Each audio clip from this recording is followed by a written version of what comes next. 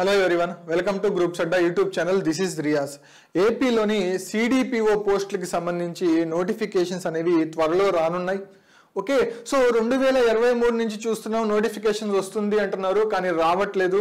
2023లో already ఆర్థిక శాఖ అనుమతి అయితే వచ్చింది, బట్ గవర్నమెంట్ చేంజ్ అవ్వడం వల్ల ఈ ప్రాసెస్ అనేది లేట్ అయింది.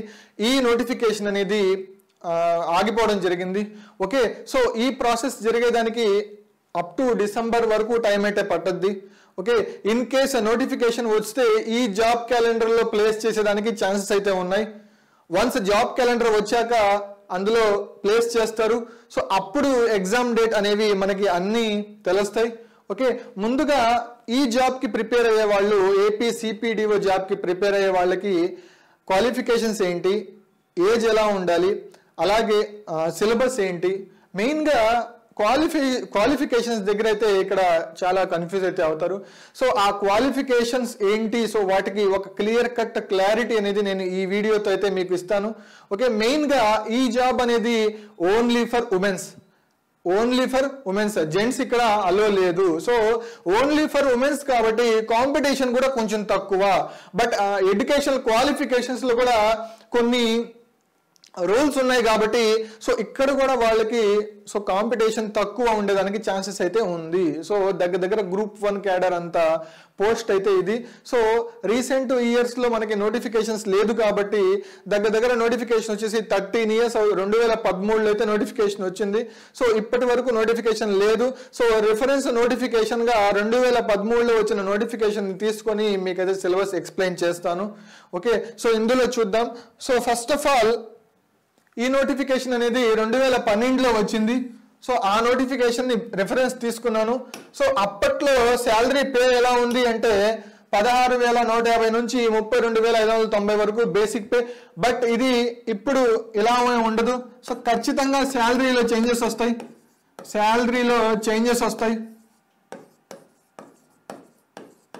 ఓకే, శాలరీ అనేది 56,000 నుంచి 1,20,000కి వెళ్ళేదానికి ఛాన్సెస్ అయితే ఉన్నాయి.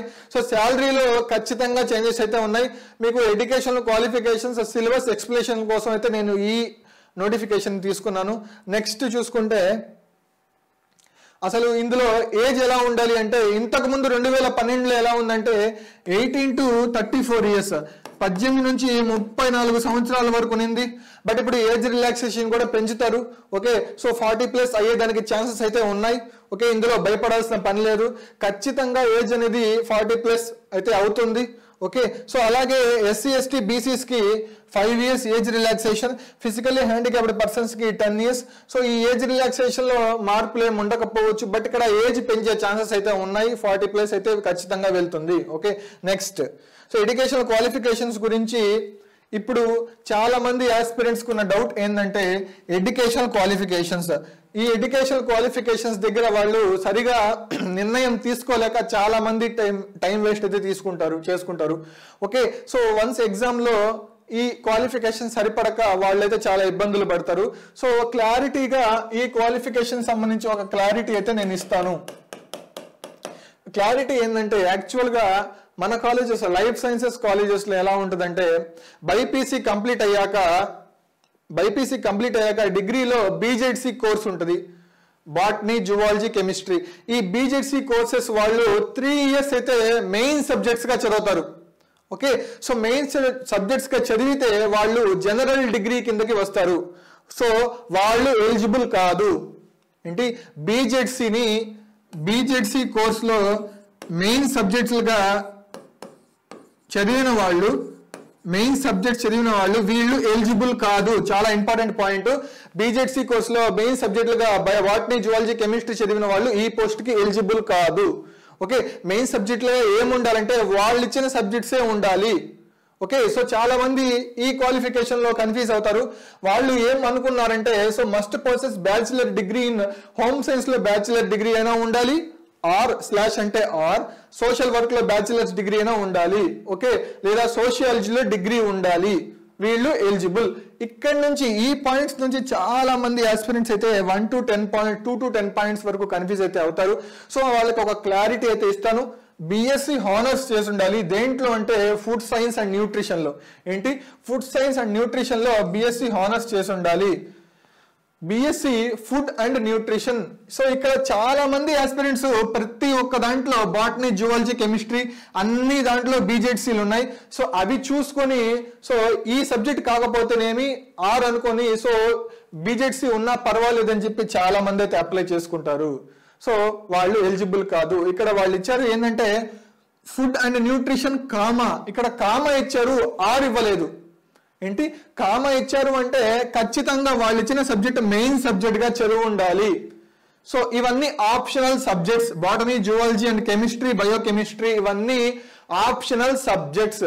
సో ఫుడ్ అండ్ న్యూట్రిషన్ అనేది మెయిన్ సబ్జెక్ట్. ఇక్కడ వాళ్ళు ఇచ్చింది కామా, అంతేగాని ఇక్కడ కూడా స్లాష్ ఇవ్వలేదు.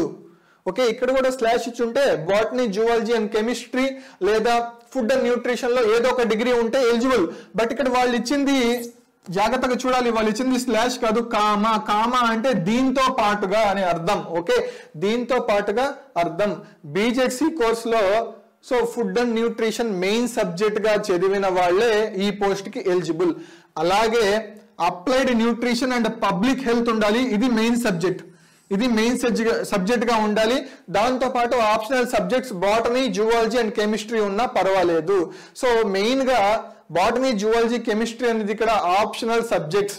ఓకే, మెయిన్ సబ్జెక్ట్స్ గా వాళ్ళు ఇచ్చిన దాంట్లో అయితే మనం చేసి ఉండాలి. అవి ఏంటంటే ఫుడ్ అండ్ న్యూట్రిషన్ ఒక main subject, applied nutrition and public health ఒక main subjects, clinical nutrition and dietetics ఒక మెయిన్ సబ్జెక్టు, అలాగే అప్లైడ్ న్యూట్రిషన్ ఒక main subject, food sciences and quality control ఒక main subject, food sciences and management ఒక main subject, so food technology and botany or zoology or chemistry ఒక main subject.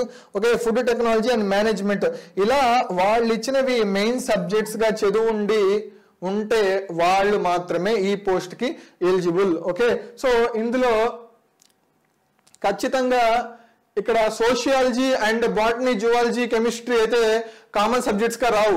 So ఎందుకంటే sociology అంటే arts సంబంధించి and botany, zoology అంటే life sciences సంబంధించి. So వీటికి సంబంధించి డిగ్రీ అనేది ఉండదు. ఓకే, సో ఎవరు ఎలిజిబుల్ అంటే ఇక్కడ క్లారిటీగా గుర్తుపెట్టుకోవాలి. బీఎస్సీలో గనక వాళ్ళు ఇచ్చింది మెయిన్ సబ్జెక్ట్ గా చదువున్న వాళ్ళే ఈ పోస్ట్ కి eligible. Only botany, zoology, chemistry చదువున్న వాళ్ళు ఎలిజిబుల్ కాదు. బాటనీ, జువాలజీ, కెమిస్ట్రీతో పాటు ఇవి ఆప్షనల్ సబ్జెక్ట్స్. సో వీటితో పాటు మెయిన్ సబ్జెక్ట్ చేస్తున్న వాళ్ళే ఈ పోస్ట్ కి ఎలిజిబుల్. ఓకే, సో దీనికి సంబంధించి క్లారిటీ అయితే ఇది. ఓకే, ఎడ్యుకేషన్ సంబంధించి క్లారిటీ అయితే ఇది. సో మీరు ఎలిజిబుల్లా కాదా చూసుకోండి. సో దానికి తగ్గట్టు మీ ప్రిపరేషన్స్ అనేవి స్టార్ట్ చేసుకోండి. ఓకే, నెక్స్ట్ సిలబస్ విషయానికి వస్తే ఇందులో సిలబస్ ఎలా ఉంటుంది? ఓకే, ఈ సిలబస్ అనేది మాక్సిమం ఇలాగే ఉండబోతుంది. ఓకే, న్యూ నోటిఫికేషన్ లో సిలబస్ మార్పులు ఏం ఉండకపోవచ్చు. సో అవే న్యూట్రిషన్ కోర్సు, అవే సోషియాలజీ అన్ని అవే ఉంటాయి. సో ఇందులో మార్పులు అయితే పెద్దగా ఏమైతే ఉండవు. ఓకే, సో ఇందులో మొత్తం 2 పార్ట్స్ ఉన్నాయి. ఒకటి పార్ట్ ఏ, ఇంకోటి పార్ట్ బి. పార్ట్ ఏలో ఓకే, పార్ట్ ఏలో మనకి మళ్ళీ 2 పేపర్స్ ఉన్నాయి. Paper 1, paper 2. ఓకే, పేపర్ 1 లో general studies and mental ability 150 questions, 150 minutes, 150 marks. అలాగే పేపర్ 2 లో హోమ్ సైన్స్ కి సంబంధించిన డిగ్రీ ఉన్నవాళ్ళు లేదా సోషల్ వర్క్ కి సంబంధించిన డిగ్రీ లేదా సోషల్ కి సంబంధించిన వాళ్ళు. సో వీళ్ళ ముగ్గురికి అయితే ఈ పేపర్స్ లో నుంచి అడగతారు. సో ఈ టెక్నికల్ సంబంధించిన సబ్జెక్ట్స్ నుంచి అయితే ఇక్కడ క్వశ్చన్స్ వస్తాయి పేపర్ 2 లో. సో అందులో 150 క్వశ్చన్లు, 150 మినిట్స్, 300 మార్క్స్. ఏంటి, ఒక క్వశ్చన్ కి 2 మార్క్స్ పేపర్ 2 లో. పేపర్ 2 లో 1 క్వశ్చన్ కి 2 మార్క్స్ అయితే ఉంటుంది మొత్తం. ప్లస్ పార్ట్ బి లో ఓవరాల్ ఇంటర్వ్యూ టెస్ట్ అనేది ఉంది. ఓకే, సో ఇంటర్వ్యూ టెస్ట్ కూడా ఖచ్చితంగా క్వాలిఫై అవ్వాలి.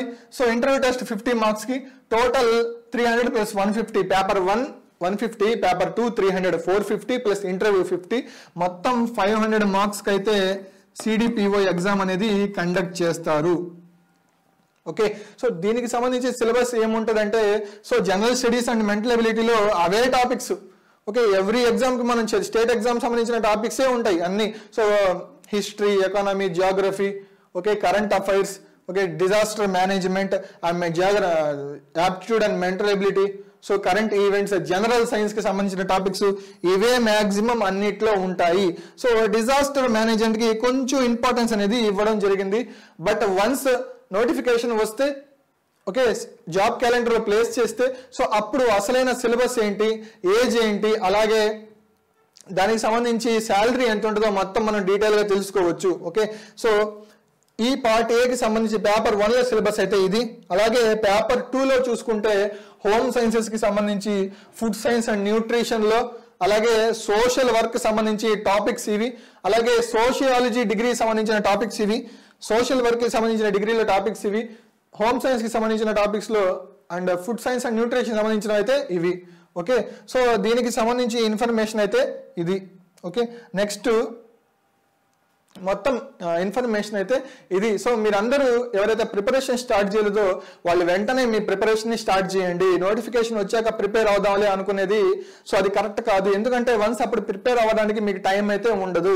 సో నేను చెప్పినట్టుగా ఎడ్యుకేషన్ క్వాలిఫికేషన్స్లో ఎవరైతే మ్యాచ్ అవుతారో సో వాళ్ళందరూ కూడా మీ ప్రిపరేషన్ని వెంటనే స్టార్ట్ చేయండి. సో ఇవి మంచి జాబ్స్. ఓకే హోమ్ టౌన్కి దగ్గర వర్క్ చేసుకోవచ్చు. గ్రూప్ 1 క్యాడర్తో మనకి అంత హై క్యాడర్గా అంత హోదా ఉండే జాబ్స్. ఓకే శాలరీ కూడా చాలా ఎక్కువ అయ్యే ఛాన్సెస్ ఉంది. ఈ 2012లో వచ్చిన నోటిఫికేషన్ కాబట్టి అప్పుడు శాలరీ తక్కువ ఉండొచ్చు. బట్ ఇప్పుడు మినిమం శాలరీ 56,000 నుంచి 1,21,000 వరకు ఉంటుంది. ఓకే సో వన్స్ నోటిఫికేషన్ వస్తే శాలరీ డీటెయిల్స్ అన్ని మనకు తెలుస్తుంది. ఏజ్ కూడా అలాగే పెంచుతారు.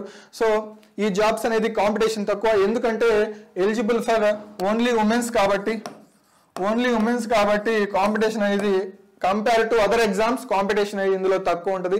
సో అందరూ కూడా త్వరగా ప్రిపరేషన్ని స్టార్ట్ చేసి నోటిఫికేషన్ వచ్చే టైంకి మీ ప్రిపరేషన్ని కంప్లీట్ చేసుకొని నోటిఫికేషన్ వచ్చాక టెస్ట్ సిరీస్ అండ్ రివిజన్ చేసే విధంగా కనుక ఉంటే ఖచ్చితంగా జాబ్ అనేది క్రాక్ చేయొచ్చు. ఓకే సో ఒక బెస్ట్ స్ట్రాటజీతో మీరు అనేది ప్రిపరేషన్ స్టార్ట్ చేయండి. మా గ్రూప్స్ అడ్డా అనేది best platform for this type of coachings. Okay మేము ఏపీలోని అన్ని కోచింగ్స్కి అయితే మేము క్లాసెస్ కండక్ట్ చేస్తాం. ఫర్ గ్రూప్ 1 గ్రూప్ 2 సంబంధించి సిడిపిఓ పోలీస్ జాబ్స్కి సంబంధించి అన్ని కోచింగ్స్ అయితే మేము ప్రొవైడ్ చేస్తాం. సీనియర్ మోస్ట్ ఫ్యాకల్టీ అయితే మేము క్లాసెస్ కండక్ట్ చేస్తాం. Recorded videos, lecture notes, subject wise test, topic wise test అన్ని ప్రొవైడ్ చేస్తాం. అందరూ త్వరగా లాంగ్ టర్మ్ కోచింగ్ అయితే ఎన్రోల్ అవ్వండి. క్లాసెస్ కి చాలా ఇంపార్టెంట్. త్వరగా కోర్సెస్ అయితే తీసుకోండి. డిస్క్రిప్షన్ ఇచ్చిన లింక్ ని క్లిక్ చేసి యాప్ ని ఇన్స్టాల్ చేసుకొని క్లాసెస్ కి అయితే ఎన్రోల్ అవ్వండి. అలాగే ఈ వీడియోని ఎవరైతే ప్రిపేర్ అవుతున్న మీ ఫ్రెండ్స్ అండ్ ఫ్యామిలీకి షేర్ చేయండి. అందరినీ లైక్ చేయమని చెప్పండి. ఛానల్ ని సబ్స్క్రైబ్ చేసుకోండి. సో వాళ్ళందరికీ షేర్ చేసి త్వరగా మీ ప్రిపరేషన్ ని స్టార్ట్ చేయండి. All the best. Thank you.